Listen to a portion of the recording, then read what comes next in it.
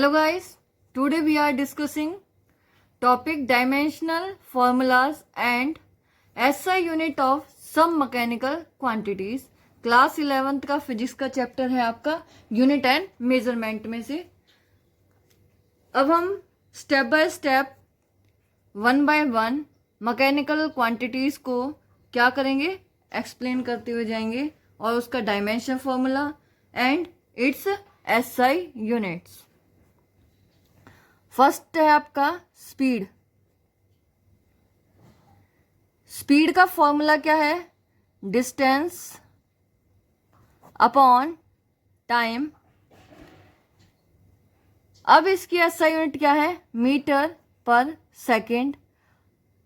Dimension formula क्या हो जाएगा? मीटर को किसमें मेजर करोगे? लेंथ में। अपॉन टाइम को किसमें मेजर करोगे? टी में। अपॉन में टी है तो मैं इनवर्स टी लगा देती हूँ और एम आपका क्या हो जाएगा? 0। एम एल टी की फॉर्म आपकी क्या कहलाती है? Dimensional formulas form. ठीक है। सेकंड है आपका एक्सेलरेशन। एक्सेलरेशन का फॉर्मूला क्या है आपका? v minus u upon t. v minus u upon t. Velocity होती है change in velocity per unit time taken. क्या लिख सकते हैं इसको? a equal to v minus u upon t. Final position minus initial position इस upon में time is called acceleration. Equal to सबसे पहले वेलोसिटी के लिए क्या लिखोगे? मीटर पर सेकेंड डॉट 1 अपॉन टी है तो हम इसके लिए क्या लिख लेंगे? 1 अपॉन एस। सेकेंड आ जाएगा। एस आई यूनिट ये हो गई इसकी मीटर पर सेकेंड स्क्वायर। अब इसका डायमेंशन फॉर्मूला क्या बन जाएगा? मीटर के लिए लेंथ हो गई और सेकंड के लिए टाइम हो गया। T2 लिख दिया मैंने और m आपका क्या हो गया? 0 हो गया। ये आपका क्या है? एक्सेलरेशन के लिए डायमेंशन फॉर्मूला है। डायमेंशन फॉर्मूलाज को एक्सप्लेन कैसे करें? Dimensional formula it is defined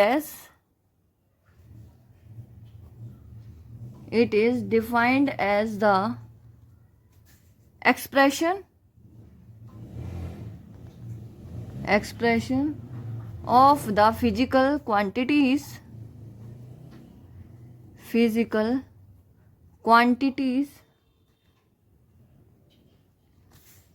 in terms of its basic unit with proper dimension। क्या होनी चाहिए उसकी? प्रॉपर डायमेंशन होना चाहिए। Proper dimension. For example dimensional formula of speed is आपका क्या होता है? एल टी माइनस 1 यानी कि एल टी माइनस इनवर्स। आपने जो भी स्पीड निकाली थी उसके लिए हमने ये लिखा था एम आपका नॉट हो। नॉट का मतलब क्या है? 1 नहीं आएगा एक तरह से। एल 1 हो गया और टी माइनस 1 हो गया, इनवर्स 1 हो गया। एल 1 हो गया, टी माइनस। वेलोसिटी के लिए भी यही है और स्पीड के लिए भी यही है आपका। अब है आपके लिए फोर्स। थर्ड है आपका फोर्स। फोर्स का फॉर्मूला क्या होता है? एम में mass into acceleration. SI unit newton आ जाती है इसकी। फोर्स को किसे मेजर करते हैं? न्यूटन में। मास के लिए आपने m1 लिख लिया। एक्सेलरेशन आप पहले ही निकाल चुके हैं, L1 t माइनस 2। राइट है। ये आपका डायमेंशन फॉर्मूला फॉर फोर्स के लिए हो गया। फोर्थ है आपका वर्क। वर्क का फॉर्मूला क्या है? Force into displacement. मास क्या हो जाएगा इसमें भाई, फोर्स के लिए m1L1T-2 लिख रहे हो आप, और s के लिए आप क्या लिख रहे हो, L1 लिखोगे, क्योंकि डिस्प्लेसमेंट को मीटर में और मीटर को किस में मेजर किया जाता है, लेंथ में। अब इसका फॉर्मूला लिख लीजिए, डायमेंशनल m1L1, 1 और 1 कितने हो गए, 2, और T-2। वर्क के लिए भी ये फॉर्मूला हो गया, एनर्जी और वर्क दोनों के लिए यही फॉर्मूला होगा। अब हम एनर्जी, जैसे आपकी है पोटेंशियल एनर्जी, क्या है आपके पास, पोटेंशियल एनर्जी, फॉर्मूला क्या है, mgh, m1L1T-2 और L1, क्योंकि जो एनर्जी का डायमेंशन वर्क से मैच करेगा, तो m1L2T-2। Kinetic energy, kinetic energy, kinetic energy का फॉर्मूला हाफ mv² होता है आपका, उसका ही फॉर्मूला क्या हो जाएगा, m के लिए m1 हो जाएगा, और वेलोसिटी के लिए क्या हो जाएगा, L2 और T-2, क्योंकि वेलोसिटी के लिए L1 और T-1 होता है आपका, ठीक है।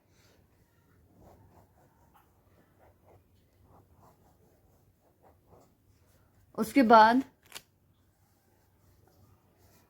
कितना नंबर हो गया, 4, 5, 6, 7 नंबर। 7 नंबर पर आपका है पावर। पावर क्या होता है, वर्क अपॉन टाइम। वर्क के लिए क्या लिखा था, m1L2T-2 लिखा था, और अपॉन में टाइम के लिए क्या लिखोगे, t लिखोगे। ये ऊपर जाएगा तो माइनस में आएगा, m1L2T-3 आ जाएगा। पावर के लिए डायमेंशन फॉर्मूला क्या हो गया, m1L2T-3। 8th है आपका linear momentum. Linear momentum P से डिनोट किया जाता है, mv मास इनटू वेलोसिटी का प्रोडक्ट होता है। मास के लिए m1 और वेलोसिटी के लिए L1T-1। ये dimension formula for linear momentum.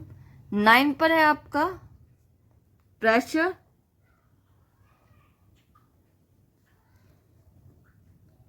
Force per unit area.